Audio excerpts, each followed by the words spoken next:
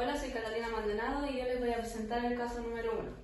Bueno, lo primero es que sabemos que podemos utilizar la ecuación de Lineweis-Burk, que es la ecuación de la pendiente.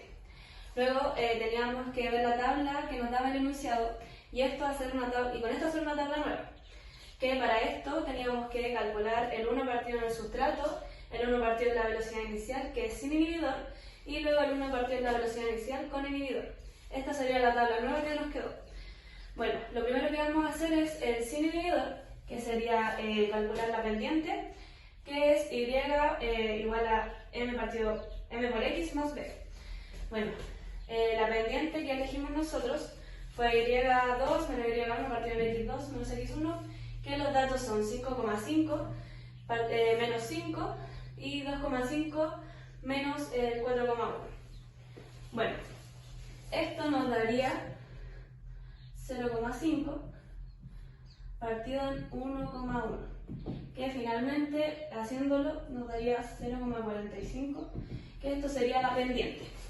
Luego podemos hacer la velocidad inicial, que como ya tenemos los datos de arriba, solo tenemos que reemplazar, que nos daría el 5,5, que es 1 partido en velocidad inicial, luego el total de la pendiente, luego el 1 partido sustrato, que es 2,5, y tenemos que colocar más b. Tenemos que hacer el ejercicio que nos da 0,45 por 2,5 nos da 1,125, y para dejar la b sola tenemos que despejar. Para hacer esto pasamos el 1,125 restando al otro lado, que nos daría finalmente que b es igual a 4,37. Que este dato es 1 partido en la velocidad máxima. Entonces, tenemos que la velocidad máxima, 1 partido en velocidad máxima es 4,37. Y ahora con esto tenemos que hacer una regla de 3, que sería 1 partido en 4,37, que nos da finalmente 0,22. Y este sería el resultado de velocidad máxima. Ahora tenemos que sacar el resultado de km partido en velocidad máxima, pero esto ya lo calculamos, que fue la pendiente, que sería un total de 0,45. Y la velocidad máxima también la calculamos, que es 0,22. Que haciendo la regla, esto nos da un total de 0,99, pero esto lo podemos redondear y nos da finalmente 1. Entonces, el sin inhibidor, la B max es 0,22 y el KM sería 0,99 o 1. Ahora con inhibidor. Bueno, lo que tenemos que hacer es elegir números de la tabla. Yo elegí el 5,5 y el 6,6, que serían y2 y y1, que serán 6,6 menos 5,5. Y ahora se debe poner los sustratos, que serían 2,5 y el 1,4, que esto nos daría un total de 1,1 partido en 1,1, y esto finalmente es 1. Luego de esto tenemos que sacar el 1 partido en velocidad inicial, que es lo mismo que está aquí arriba con los mismos datos, que sería la 1 partido en velocidad inicial, que es 6,6, que es igual a la pendiente, que nos dio 1. Luego con el total del sustrato, que es 2,5, más b. Esto lo tenemos que resolver, que sería el 6,6 menos 1 por 2,5 nos da 2,5, que es igual a b, que nos da un total de que b es igual a 4,1. Ahora, este dato nos sirve para sacar el 1 partido en velocidad máxima, que sería el 4,1 es igual a 1 partido en 4,1, que nos da un total de 0,24, que este sería velocidad máxima. Luego tenemos que sacar el KM, o partido en velocidad máxima, que esto es lo mismo que la pendiente, que entonces sería 1, es igual a KM, y la velocidad máxima ya la sacamos, que fue 0,24, y aquí tenemos el 1, y se hace una regla de 3, que esto se pasa por acá multiplicando, que nos daría un total de 0,24. Esto es el total de KM partido en velocidad máxima. Bueno, respondiendo a la pregunta A, sería un inhibidor mixto, ya que el KM disminuye, pero la velocidad máxima aumenta con inhibidor.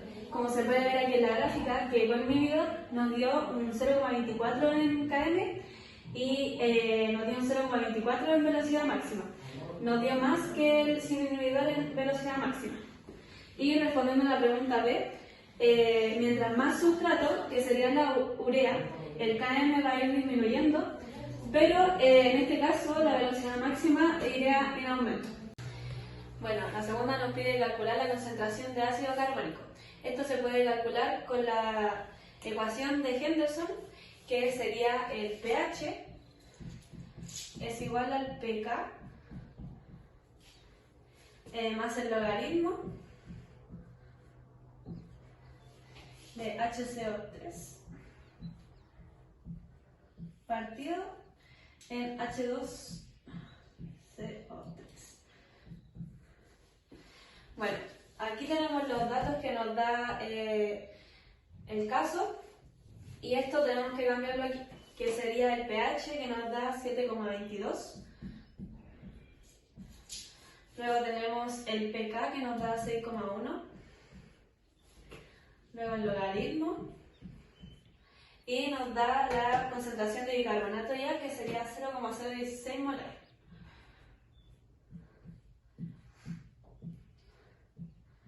Pero nos falta el ácido carbónico, entonces le ponemos X, ya que sería una incógnita. Bueno, esto tendríamos que calcularlo, que sería 7,22, y la incógnita que está aquí la tendríamos que pasar para este lado multiplicándola. Nos daría 6,1 más el logaritmo de 0,016. Luego de esto tenemos que hacer el logaritmo, que sería 7,22 por X es igual a 6,1 más el logaritmo, que nos da menos 1,79.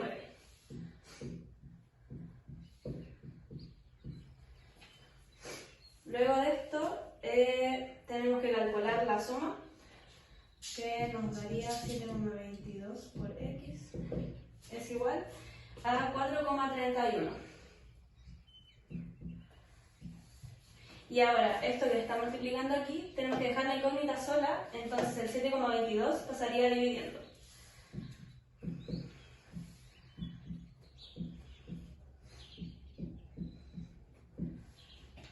Y finalmente la X nos daría 0,59, que este es el resultado de la concentración de ácido carbónico. Bueno, tenemos que la disminución del pH y concentración de bicarbonato de sus valores interpretan un ambiente ácido, acumulando así iones de hidrógeno. Nuestro primer mecanismo compensatorio es el de concentración de bicarbonato, pero al haber un aumento de iones de hidrógeno, esta baja, por lo que se activa el siguiente mecanismo mediante el aumento de la frecuencia cardíaca, para poder eliminar el CO2 y compensar el pH. Si esto no lo logra, se utilizará la vía renal, en la cual hay secreción de iones, hidrógeno y reabsorción de la concentración de bicarbonato. El aminoácido más apropiado para generar el sistema buffer sería el ácido aspartico, ya que su pK es más adecuado para generar el buffer que de pH 3,71, porque lo que hace este ácido es que liberará iones de hidrógeno que harán que el cambio brusco de pH lo vaya a amortiguar. Mi nombre es María Los Ángeles Quesada y les voy a explicar el ejercicio número 3, que es calcular la energía libre de un bicarbonato y el ácido carbónico. Para comenzar con esto vamos a calcular el logaritmo natural de la constante de equilibrio de esta reacción. Entonces ponemos el 0,08, que es del bicarbonato, y el 0,03 del ácido carbónico, lo que nos daría 2,93. Luego de eso lo pasamos al logaritmo y daría 1,07. Luego de eso vamos a hacer la siguiente ecuación de Gibbs, que sería el menos la constante universal de los gases, luego la temperatura en Kelvin y luego el logaritmo natural de la constante de equilibrio que sacamos anteriormente. Entonces ponemos el menos, entre paréntesis, la constante universal de los gases, que sería 8,315 joules partido en mol por Kelvin. Y luego ponemos la temperatura en Kelvin, que será la temperatura corporal, que es 37 grados, más los 273 que se le suman de los Kelvin, lo que daría una suma de 310 Kelvin. Y luego ponemos el logaritmo, que sería el logaritmo del cosito, y sería 1,07. Lo que nos daría como resultado menos 2,75. Este resultado nos indica de que la reacción es negativa, o sea que es espontánea, lo que hace al buffer de bicarbonato un excelente manteniendo el pH.